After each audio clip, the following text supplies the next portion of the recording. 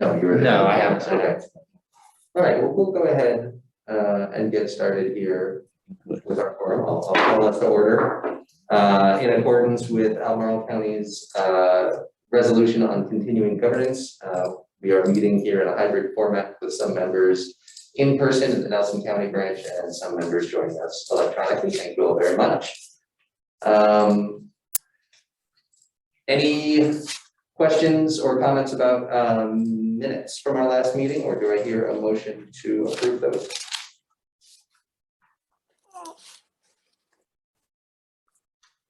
Is that a motion? So moved. Thank you, Lisa. All in favor? Aye. Aye. Thank you all very much. Okay, before we get into announcements, do we have any public comment? Any members from the public who would like to speak to us about anything on our agenda or not? I don't see any members of the public in attendance. All right.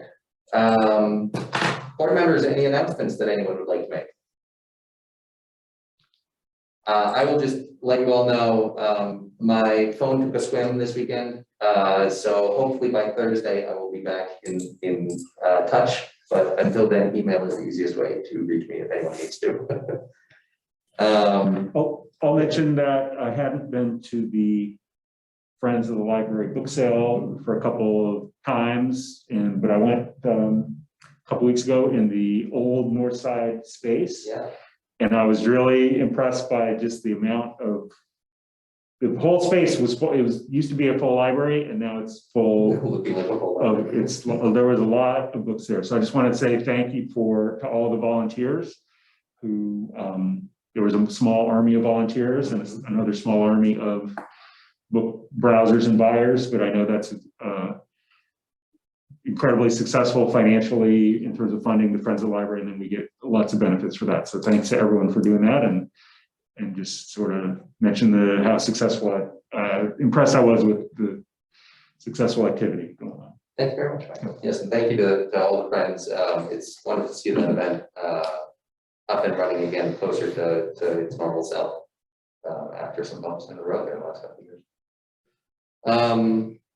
Okay, continuing education. We have a proposal about a cross-training plan that's, I'm sorry. One thing, I Yes, wanted to introduce Susan Huffman, the manager of the Nelson Memorial Library, who just wanted to welcome everyone here to the branch. Susan, Yes. thank you so much for having us. Thank you. Thank you for coming. And for those of you that couldn't get here, I'm hoping that the opportunity will come soon that you can come for a visit so we can share a beautiful space with you. We're so glad to have you. And This is my first time since the renovation here, and my jaw hit the floor walking through the door. It's beautiful, and the little garden space out front is just spectacular. Thank you. This is really, really lovely. thank you. We are very appreciative to everyone for it. So I hope the day will come that you all can come visit. Yeah, thank you very much. Now, also Susan is next on the list for the cross-training. So let me make sure I've got this Okay, appropriately pulled up, Susan, before we start here. that's just fine.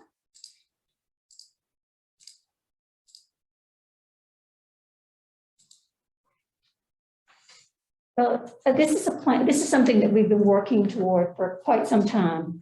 The training committee separated into smaller committees, and I had a group of 5 people, and we worked on the training plan and then took it to the training committee. And then recently we have showed it to all of JMRL.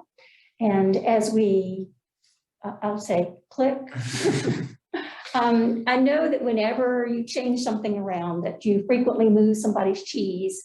And sometimes we're not happy when our cheese moves, but if we stick with it, we find that the journey has been better for us. And so anytime we learn something new, it always makes us better people because of it. Now, according to the Association of College and Reference Librarians, they say that cross-training is a necessity in this day and age, particularly when we're looking at budgets, we're looking at limited staff, and we're looking at limited possibilities.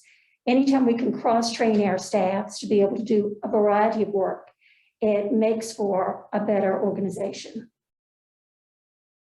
And so we know that we get better collaboration, we get better motivation, we get sustainability of our employees, and we improve their efficiency when we do cross-training.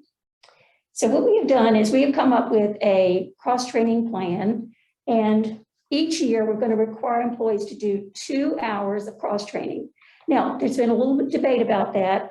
Some of the supervisors, some of the branch managers want to do more.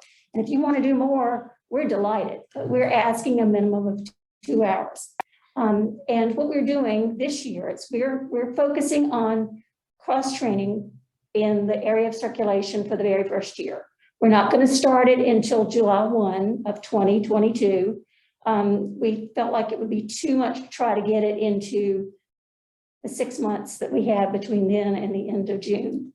So you say, well, why cross-train if you work at a large library in circulation?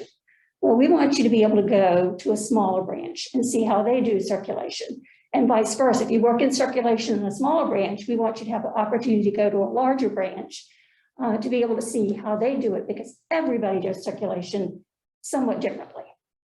So how are we going to and then following that, after we do the first year in circulation, you'll have your choice of lots of other things to do. You know, maybe you want to go to tech services. Maybe you want to go and ride with Robert around in the truck for a day. Maybe you want to come to the library board meeting and do some cross-training. Maybe you want to go to the Friends of the Library. Maybe you'd like to go to children's services or teen services. After that, you'll have your choice of how you want to do your cross-training. But we feel like that circulation is their necessity for right now. So how we're going to get all these people to be able to do all of these things? Well, I asked all the branch managers to give me a list of how many employees we have in each of the branches. And so here you have a list of all the employees that we have. And so what we're going to do is most of the staff at each of the branches is going to be able to go to a different branch. They're going to be able to go on the road. But when we get to the larger branches like Central and Northside, what we've done with them is at Central, 24 of their staff members are going to go on the road. The rest of them, people that are in-house that maybe have never worked in circulation before, can do it there. Same with Northside. Maybe there's circulation and some of their other people that are familiar enough with circulation, they'll go on the road to another branch. But 4 of their people will have some type of in-house training. We're going to leave that up to their supervisor as to who goes where. We want this to be as easy as possible and as painless as possible. Okay, so we created a calendar. This calendar is not set in stone. This was just an example of how we could do it and how we could get everybody done from July 1 to June. And you can just flip through it and see, we picked Thursdays. And what we did is every other week, this is just August, the 11th in September, we just picked, and what you would do, September the 8th, the persons from Scottsville Circ would go to Northside, and the persons from Northside would go to Scottsville. That way, no one is without staff member. So we're not losing any staff when we do the cross training. And we do that for the whole year. And lo and behold, by the time we get to June 30th of 2023, everybody will have had an opportunity to do cross training. And so when we get to the end, we always know that we're comfortable when we stay where we are. But let's take a leap, jump into the leaves, and learn something new. I just hope when you learn something new, it's not a lollipop with leaves stuck to it. So that's a little bit about what cross-training is about and how we're going to enact it. Questions? I do have one. The list of elective cross-training that kicks in after the first year. Yes. That gets repeated every year. We ask 2 hours of cross-training each Yes. subsequent year. And Just every year, part of your training will be to do 2 hours in cross-training. Go somewhere else, do something different that you don't normally do. is there, how do I say it, a limitation on the cycle of choosing from that list? Do you encourage people to choose different things each time, or if somebody really likes the delivery route, can I do that every year for mine? I would say we would encourage them to try something different. Unless we need delivery help. That's right. Okay. Oh, looks like there's a question from Lisa. Lisa.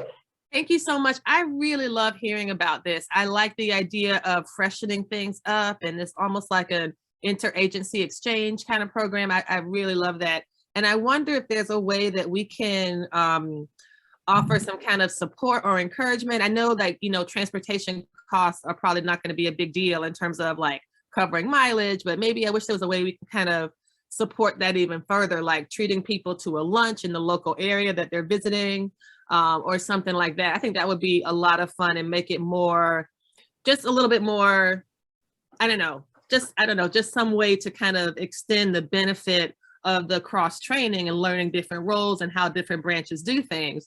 But it's also a nice way to get the flavor of a community. So if I was coming in from Scottsville to the central branch, and if someone had like a gift card to the pie chest or something, you know what I mean? Just something like that, just to kind of make a day of it. I thought that'd make it even more fun.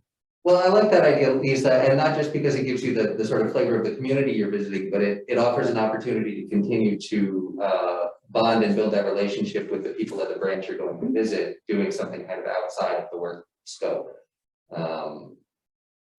Yeah. Yeah, I think we could support that, at least as you guessed, the mileage we had talked about, and that's clearly, you know, covered under our mileage policies. People will get their mileage covered as long as it's further than they would normally drive to work. But I like that idea. It makes sense to me. It's something similar to what we do for our staff training for in-service day and the branch in-service day. So I think that, yeah, we could take a look at figuring out how to make that work, or at least offer, you know, if they couldn't do it that day, you know, if they had only 2 hours and they had to be back to another branch, or if they were at their own branch, offer some sort of stipend outside of that for a $15 meal or something like that. Yeah. So I love that idea. Yeah. Great. Thanks. That's great. I think that's wonderful. Good idea. Yeah. Any other questions? Thank you so much. This looks like a Thank you. wonderful program. Thank you.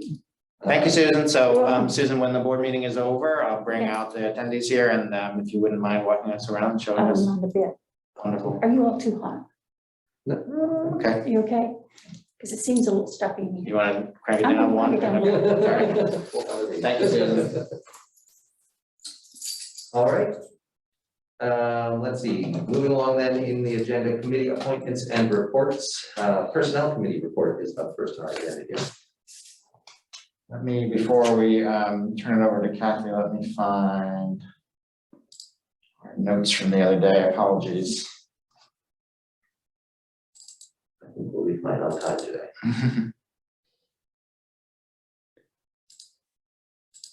This is the problem with Google Drive. It's finding everything once you've got. Still better than searching for anything else. Yeah. Right.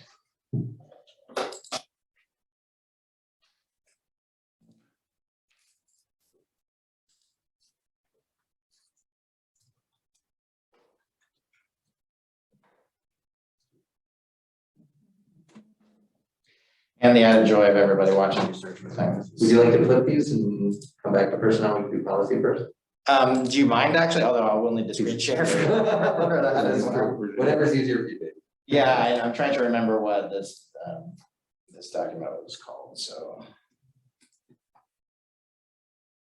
Here we go. Okay, Kathy, I found it. We're all ready for you.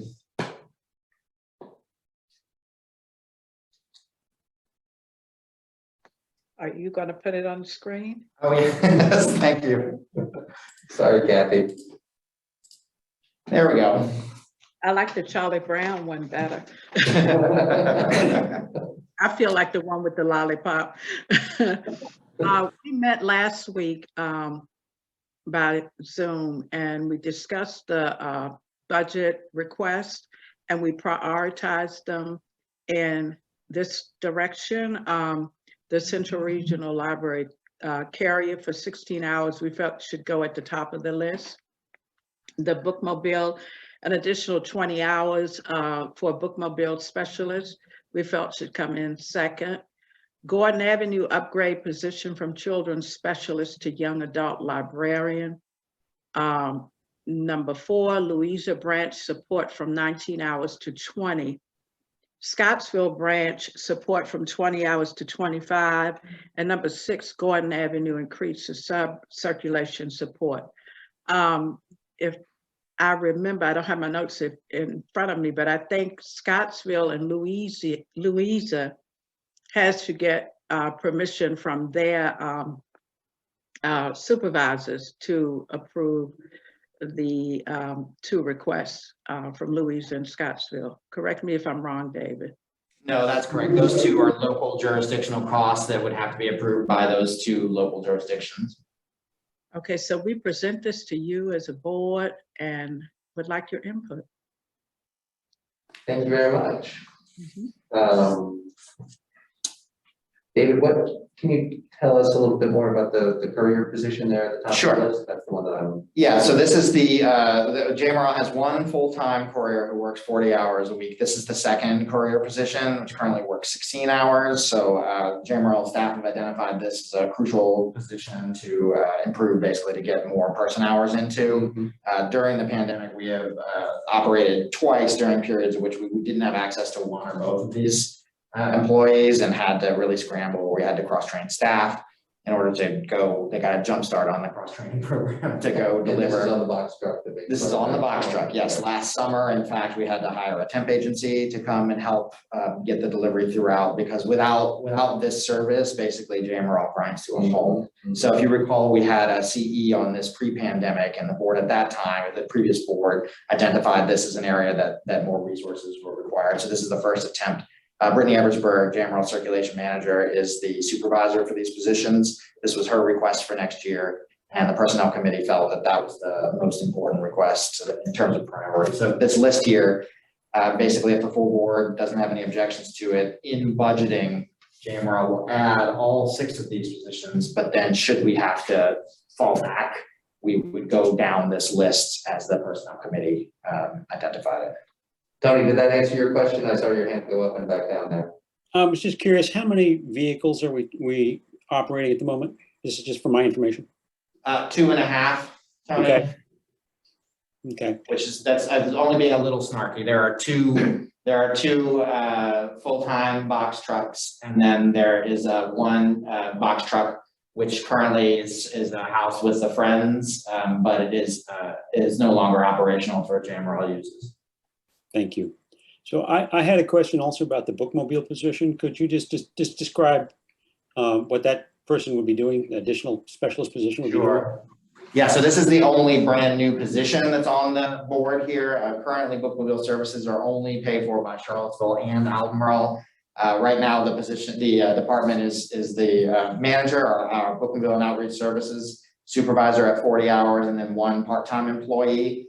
They serve, they bring the bookmobile to Charlottesville and Albemarle at about 80% of the stops in Albemarle County and 20% in Charlottesville. So the goal here is to expand outreach services and to provide the capacity to attend community events, which frequently can't happen now because a lot of times they are on Saturday. The bookmobile runs Monday through Friday and requires all that staff time. This is directly tied into the 5-year plan goal to develop an outreach department for JMRL. This would be the first step towards adding more personnel hours towards that, in the hopes that we would be able to expand that service beyond Charlottesville and Albemarle in the years to come. Good, thank you. Thank you. That was just my next question about that as well. I will say one other thing the Personnel Committee discussed is that the third request there to upgrade a position from children's specialist to professional young adult librarian at Gordon Avenue has not yet gone through the staff compensation committee. So it has, out of these 6, it's the only one that would require staff review as well. So board review, and then we have an internal procedure for recommending whether or not upgrades to positions are made, and this has not yet happened. So this is primarily from a budgetary perspective now, like could we afford that? Okay. But I'm assuming that the comp committee would be supportive. Is that correct on number 4 there for Louisa? We're asking for 1 additional hour. That's correct. The difference is that at 20 hours, benefits are applied to a position. Okay. Thank you. Okay, so this is our first review of these budget requests. You said this will all get folded into the budget process. Yeah, unless there's an objection from the full board today, the staff will take these recommendations from the Personnel Committee and work them into the budget. The Budget Committee will also review them at that meeting Lisa mentioned on the 10th. Right. But if it all seems reasonable and works within the scope of the budget, then these will stay. Should we run into budgetary difficulties in the spring, then we would review these and use this priority list to help do that. Okay. Does anybody have any other questions about these for now, or any concerns about this effectively being our priority list moving forward through the budget process? And hearing none, I think you're in the clear there, David. Thank you. I really want to thank Kathy for picking up and getting that personnel committee together to take care of this. Thank you so much, Kathy. I really appreciate your help on that one. You're welcome. Thank you, Kathy, for doing that. You're welcome. Moving along, then the policy committee has a report as well for us. Okay, the policy committee met earlier today and we discussed the staff training policy and also group visits and emergencies. So staff training is ready to recommend to the board with some language that will have a first reading, I guess right now. Can I go ahead and see Well, that? since I saw it was, you had it open there. Sure. And a few wording tweaks in number 5. We had talked about meeting certain standards, and so what we've added is just a list of what for stakeholders and public to know what standards are we talking about. Just sort of an indication of where some of these other documents are found within, because they're mostly internal things. Obviously, mission and values is not internal. But give readers an idea of where these would be. And then the final addition is just mentioning our scholarship program as part of training, and it's just something we're pointing out specifically. This did get reviewed by the managers, staff managers, and that was today. We reviewed their feedback, which was pretty big, not very much. They didn't have much to change, and so this is where we are. Again, the black was existing, and then red is red was the committee's first round of changes, and then green was just something we just changed today. So green is actually different from your handout. I guess that would be technically important maybe to point out. And that was just to make the exact name of that document. So today is again an introduction and first reading. If there's any comments or feedback from the board now, we would take that back if necessary, but otherwise we'll have this would be introduced for a vote for approval at the next meeting, the next board meeting.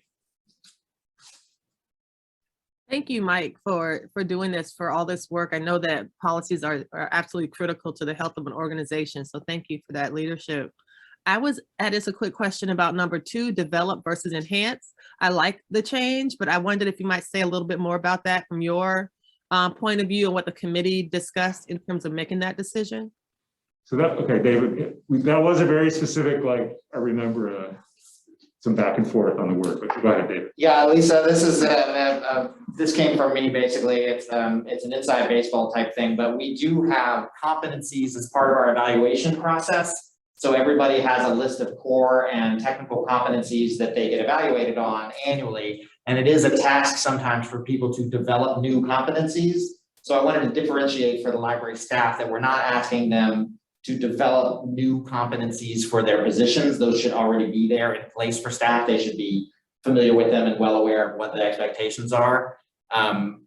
Where this is more about growth and development, it's just more about the word competencies and how we use it internally, a little bit different than it means in the real world, basically. Great. I figured as much because when I saw develop, I was like, this develop sounds like building from the ground up, whereas enhance is more like kind of basically building on what you already have. So that's what I understood it to mean. So that's helpful. Thank you. Good. Well, if that is how you read it, then I guess we were partially successful in getting that across. Information about cost sharing component of ongoing education or training or anything like that would live where, if not in this policy? The library's budget primarily. Is it what's the for any individual employee who's wondering about pursuing the scholarship, I assume. Oh, like number 3.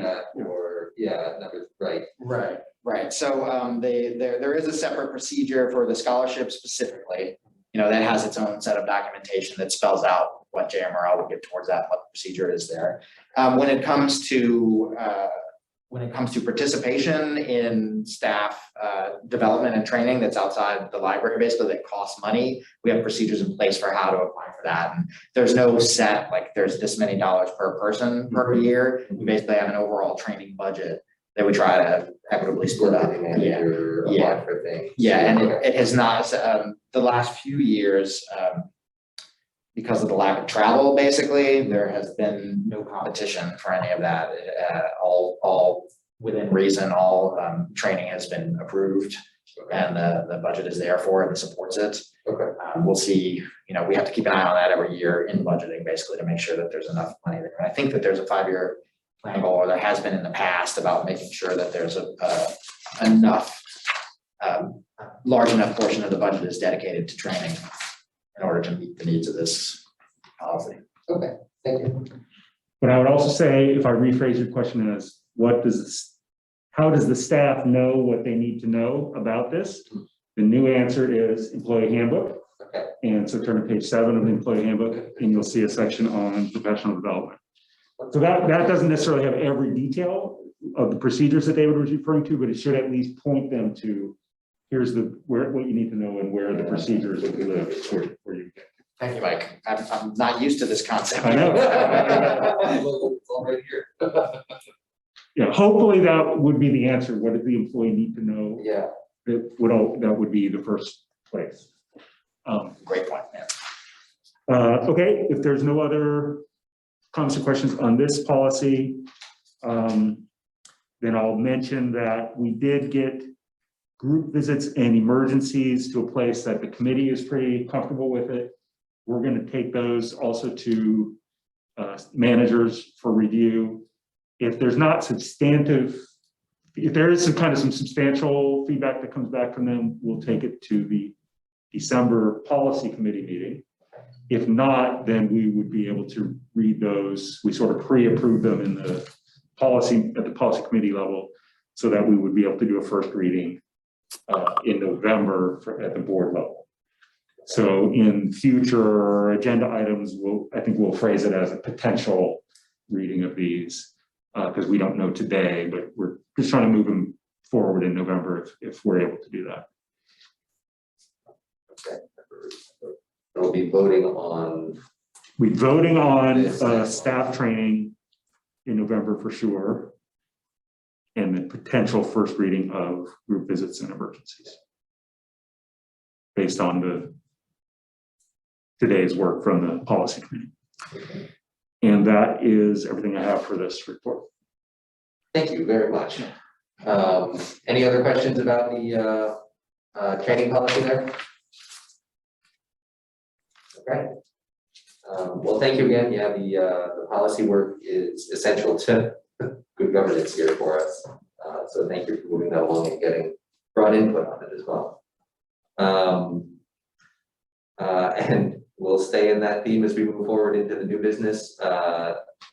Looking again at the handbook resolution here.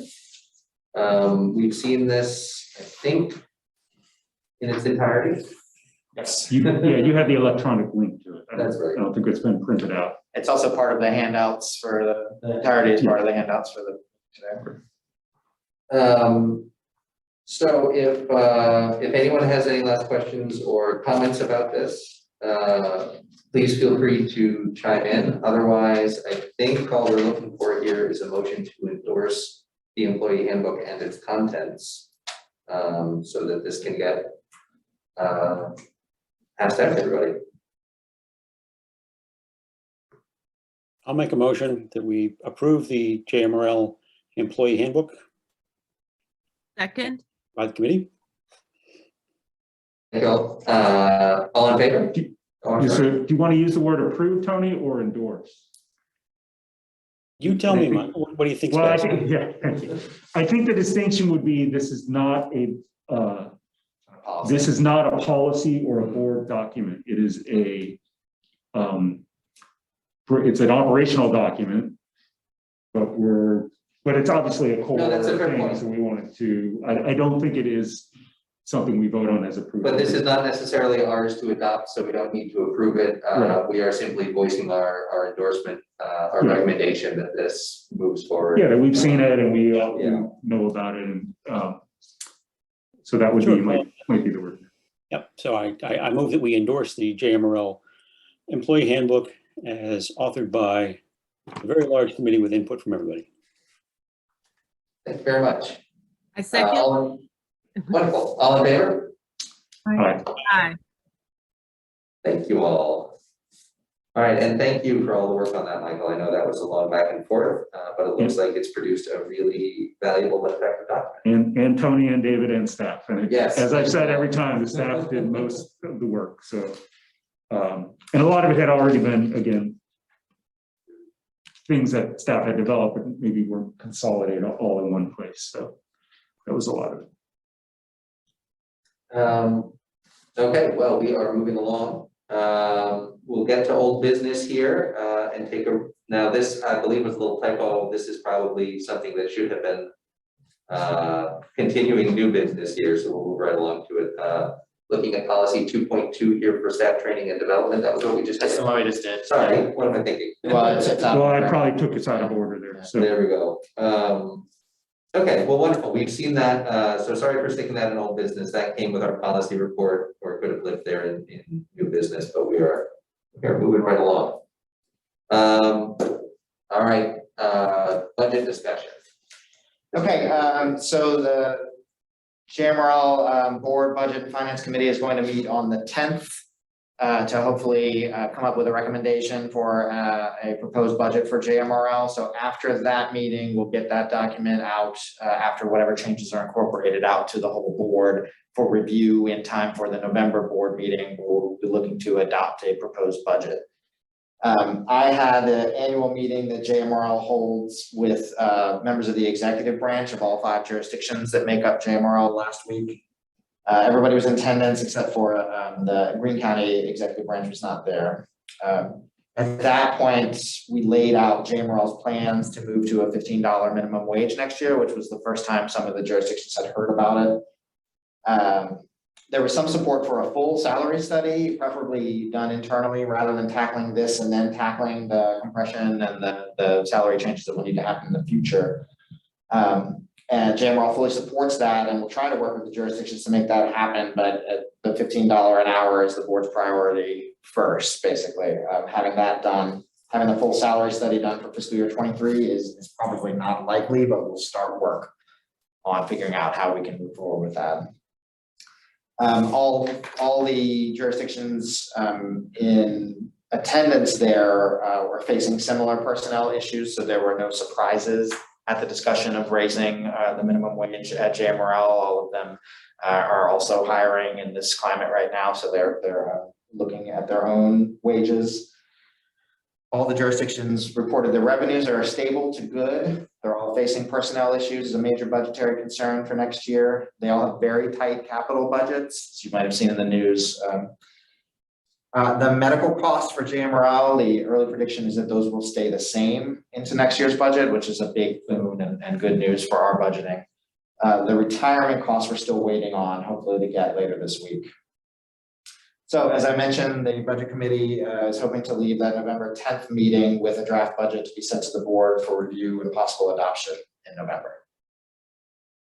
Thank you. You said the salary study would be internally done. That was the suggestion that came from the jurisdictions because those can be expensive in order to do. What is the scope or purpose of a full salary study? I mean, what is it? Well, I think it would be to look at every position within JMRL, compare it to peers in our region and look at what cost of living are and basically right now we're focusing on the bottom of our pay scale and getting that up to this minimum, up to a point, up to the $17 point. It would be also to look at the compression in between the bands and stages after that. So it would be re-looking at the whole salary scale from 15 all the way up. But with a market analysis component. Correct. Competitive. Yes. Okay. Yeah, and the last time JMRL did that was almost 20 years ago, so it is overdue. Okay. And I think it's a very good goal to have that done. I think the feedback from the jurisdiction there was that, well, in the last 10 years, JMRL has gone through a 3-year compression plan and a 3-year salary adjustment plan before that, and now we're about to start a minimum wage adjustment plan. So it's like we're playing catch up, and they would want to know, in order to bring back to their board of supervisors, well, what would the actual costs be to solve this whole thing right now, so that they could make an informed decision about that. As I said, I don't think that's likely for this upcoming budget, which we're going to be adopting in November. But I think it's something that JMRL needs to look at. And then separately, when you said we introduced this plan, I'm sure, but I just want to confirm that included our approach that we came up with recently, Correct. Funding from our reserve fund. That's correct. And 2 jurisdictions wanted some specifics to make sure, which I really appreciated, that JMRL wasn't going to expend that reserve fund and then come back and say, hey, actually, we need this money because we don't have any reserves anymore. So yeah, it was with the full plan as it was laid out. And that was part of our discussion as a board, I recall also. Yeah. Great, thanks. Welcome.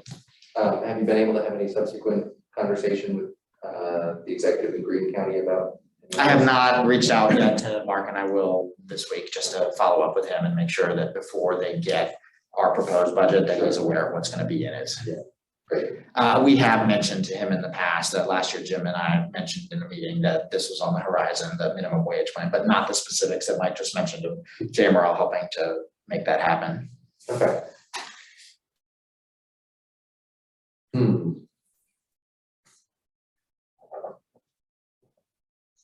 Well, that's a good one to chew on for a year.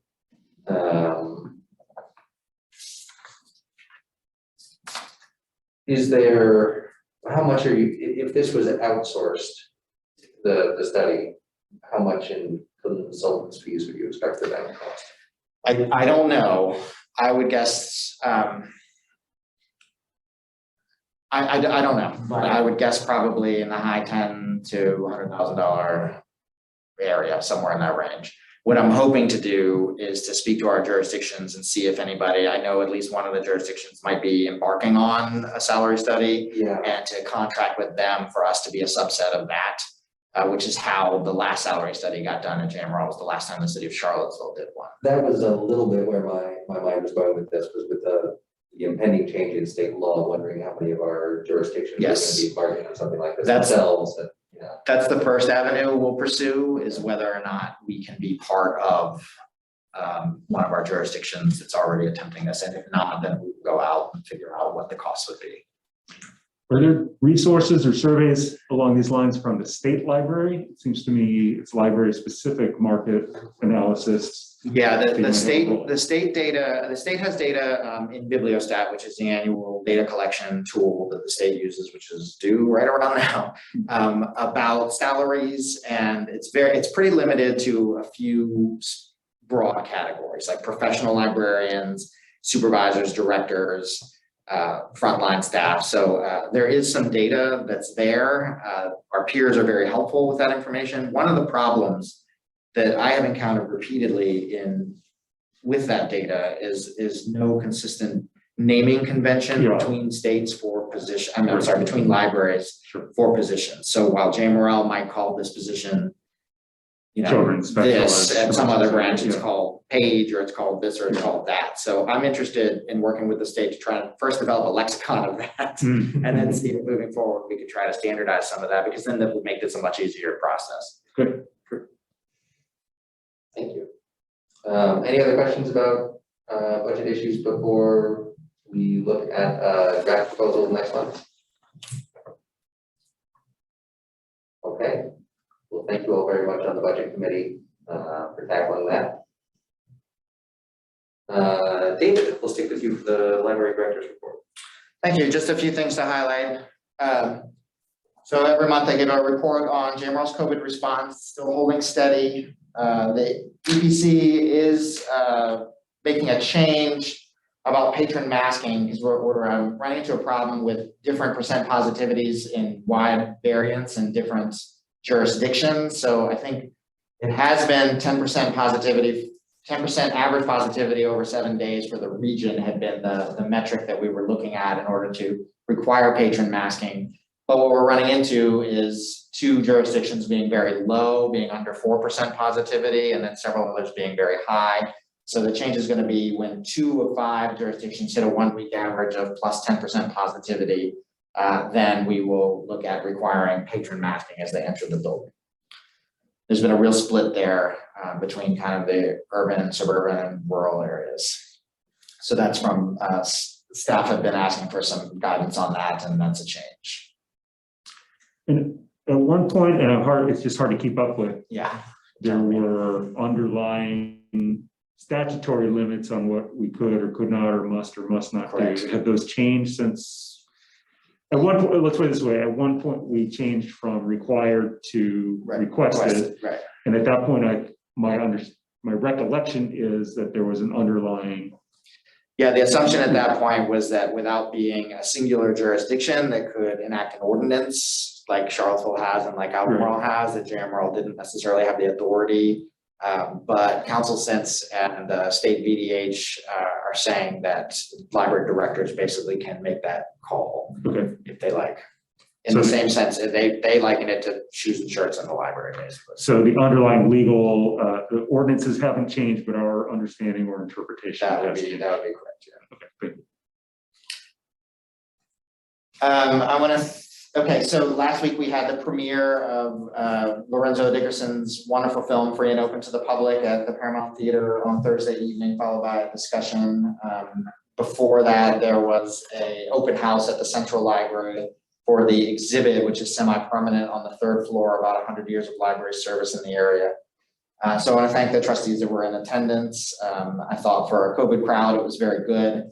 We are going to be performing a virtual version of this on December 9th, where it'll be a library program, the film will be shown, and there'll be a brief discussion afterwards, as well as adding DVDs to the collection at every location once they can be produced and cataloged and added to the collection, basically. So Lorenzo did an excellent job. There's a lot to pack in between the 100 years of service, trying to tell the story of the Swanson Room, trying to tell the story of the segregated library system. They're trying to talk to current users. Really, he did a great job of giving a whole scope of JMRL and the library that existed before JMRL. So David, I have just a quick anecdote. As you know, I got a ticket for it, then discovered I was teaching that night, couldn't get there. I got a text message from a community member berating me for not being there, so. Potentially that community member might have been involved with the Friends of the Library. They did get to set up a table in the lobby and give out some information during the film as well, so we were happy about that. Okay. Okay, well, that was not in my instruction, Tony, I promise. The Historical Society brought by UVA students from the Equity Center to tour their building, the park, and to see the exhibit at Central last week. All in all, I've been very pleased with the staff's tremendous amount of work and community response to the various events that we've held throughout the year, reflecting on 100 years of library service in the area. We're running towards the end of 2021 here, but I think that we've definitely gotten enough information out there for people to have good conversations about the library and what it means to this community. So I'm very appreciative for everybody's hard work on that. Just a few more things. I do want to mention that the JMRL's IT department is losing both full-time IT members next week, or within the next 2 weeks, I should say. So it's going to be a challenge to maintain current services for the time being. So I don't expect that the public would see any sort of lapse in services, but you might notice that if you go into a branch, there's an out of order sign up, whereas before that would have been taken care of right away. So bear with us as we work through hiring to get those resolved.